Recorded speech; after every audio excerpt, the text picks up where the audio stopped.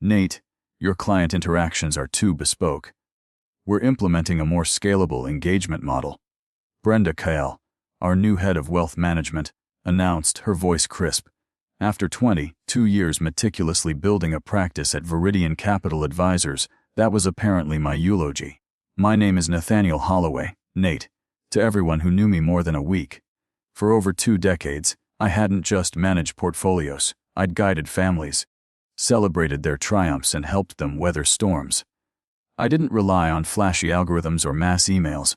I relied on understanding, on conversations that went deeper than risk tolerance questionnaires, on knowing that old Mr.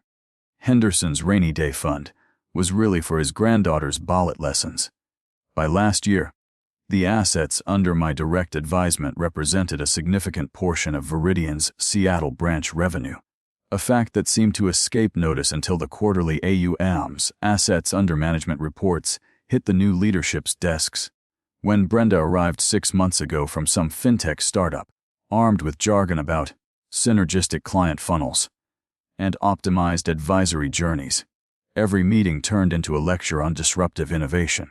She'd never sat across from a tearful widow discussing her future, never celebrated a client's hard-earned retirement. But the main office, eager to appear cutting edge, lapped up her rhetoric. I tried to adapt to integrate their new CRM, but I wouldn't compromise on the personal touch. I could feel the shift, the subtle pressure.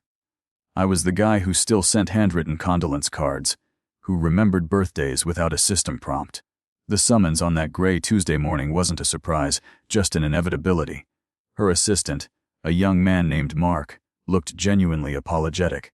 Brenda would like to see you in her office, Nate. 10 a.m. I nodded, thanked him, and finished my call with the Alastair family. We were deep in discussions about structuring their charitable foundation, a legacy project years in the making. The kind of work built on layers of trust, not transaction speed.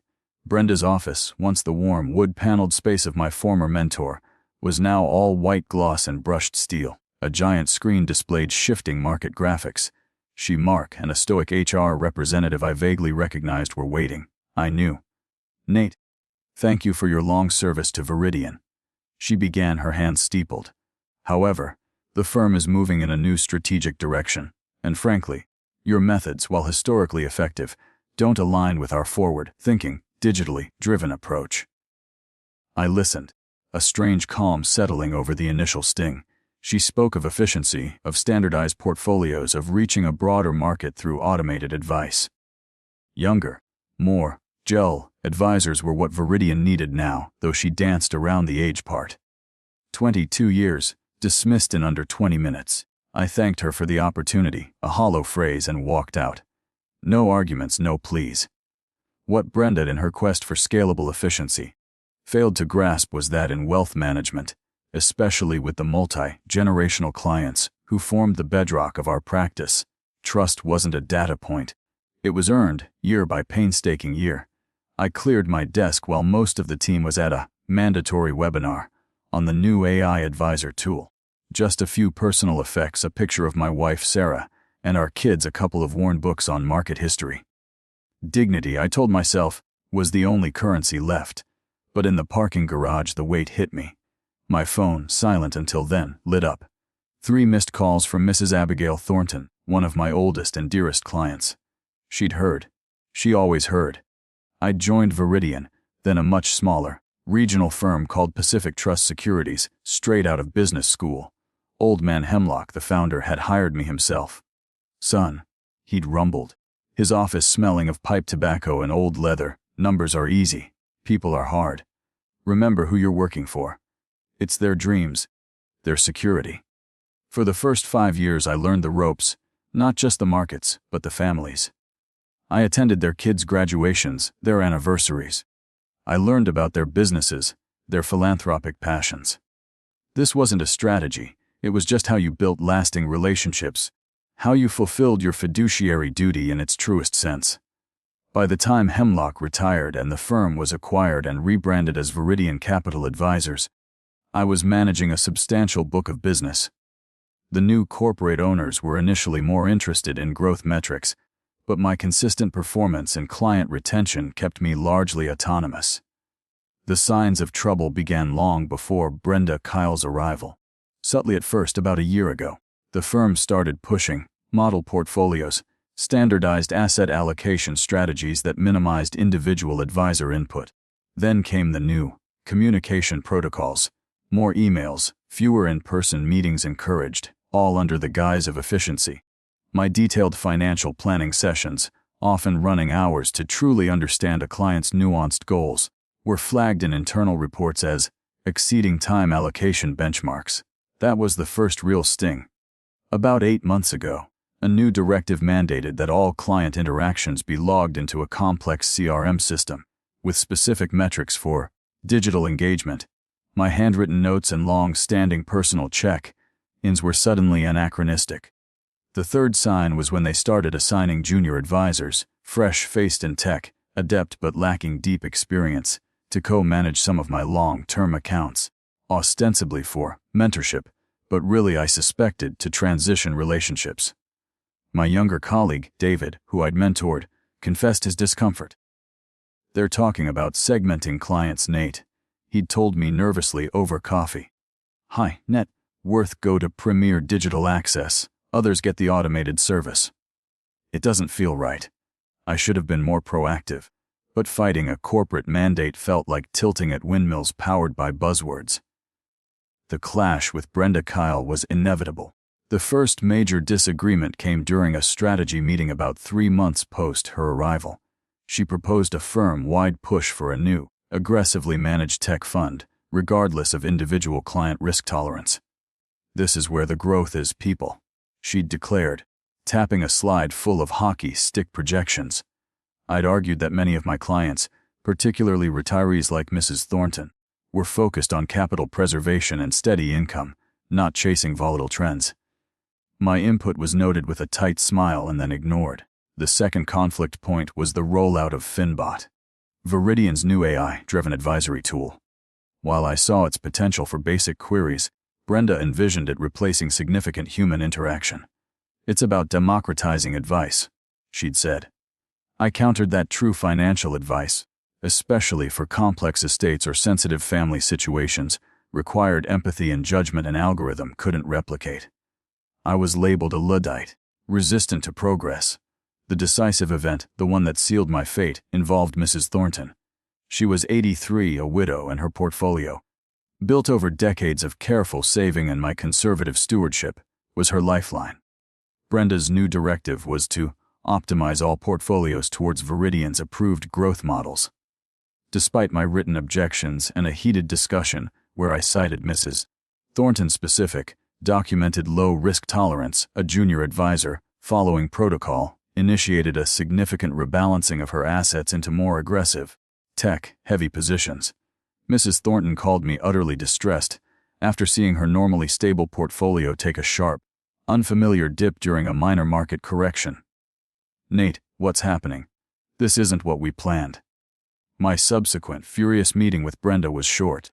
"Your inability to embrace the new systems is disruptive, Nathaniel. Perhaps Veridian is no longer the right fit for you." The official termination came 2 days later. As I left the building, the first call I made, even before telling Sarah, was to Mrs. Thornton, to try and reassure her, though I wasn't sure what I could do from the outside. Her voice was trembling. "They said you left. What about my funds, Nate? Who will look after things now?" The day after, sitting in my study, the silence of unemployment was deafening. Then the calls started. Not just Mrs. Thornton, but others. 10 missed calls, 20 texts, emails marked, "You Argent." They'd heard. I hadn't reached out to anyone. News in the wealth management world, especially bad news, travels on whispers and worried phone calls. The first message I returned was from David, my former protégé. "Nate, it's a mess here," he said, his voice low. "Clients are calling, confused. Brenda's team is just sending out form letters and links to the Finbot FAQ. 2 other senior advisors are talking about quitting." He mentioned that Mr. Henderson's daughter was furious because the automated system had repeatedly miscategorized a crucial trust withdrawal request. The new, scalable model was already showing cracks. I started thinking, I wasn't ready to retire. The fire was still there, the desire to genuinely help people. A week later, an unexpected email landed in my inbox. It was from Marcus Thorne, a highly respected figure in Seattle's independent advisory scene. He ran a boutique firm, Thorne & Associates, known for its unwavering client-first philosophy. Nate. The email read, "Heard you're a free agent. My door is always open for a chat with someone who truly understands this business." Coffee. That coffee with Marcus was a lifeline. He didn't offer pity, just understanding. The big firms are losing their way, Nate. Chasing scale. Forgetting the service in financial services. He spoke of building a practice based on integrity, not just AUM. As I was considering his implicit offer, Mrs. Thornton called again. "Nate, I've spoken to that new young man at Veridian. He just reads from a script. He doesn't understand my needs at all. I've told them I'm moving my accounts." "Where are you going, dear?" "Because that's where my money is going." Her conviction was a powerful endorsement. Over the next few days, similar calls came from Dr. Ramirez, the Chen family, old Mr. Henderson's estate executor. They weren't just clients. They were relationships. They trusted me, not Veridian's new branding. Their decisions weren't due to any solicitation on my part. It was a flight to quality, to a trusted advisor. I joined Thorne & Associates 2 weeks later, not as an employee, but as a partner, bringing my philosophy and, as it turned out, a significant portion of my former clients. My first major task was helping Mrs. Thornton carefully unwind the aggressive positions Veridian had pushed on her and reconstruct a portfolio aligned with her actual needs. The relief in her voice was palpable. Soon after, I successfully navigated the complex estate planning for the Alastair family, setting up their charitable foundation, something Veridian's new model would have likely deprioritized as too bespoke. Within 3 months, Thorne & Associates saw a 30% increase in assets under management, almost entirely from clients who chose to follow me. We weren't just managing money. We were restoring faith. Meanwhile, whispers from Veridian grew louder. David called occasionally, his voice increasingly strained. Client attrition was high. The much-touted Finbot was generating more complaints than compliments, particularly from older clients who found it impersonal and confusing. Morale among the remaining experienced advisors was at rock bottom. The quarterly reports for Veridian's Seattle branch, I later heard, were grim. Brenda Kyle, the architect of the digital transformation, was reportedly facing intense scrutiny from the main office. Had scalable model, had scaled down their client base and their reputation. 6 months after I left, the news broke in a local business journal. Veridian Capital Advisors announces restructuring in Seattle branch, head of wealth management to transition to new role. Brenda Kyle was out, a quiet exit disguised as a corporate reshuffle. A year into my tenure at Thorne & Associates, we were thriving. We'd even hired David, who had finally had enough of Veridian's chaotic environment. Our firm became a quiet beacon for clients seeking genuine, personalized financial guidance. We didn't have flashy ad campaigns or AI mascots. We had a reputation for integrity, for understanding that wealth management is a deeply human endeavor.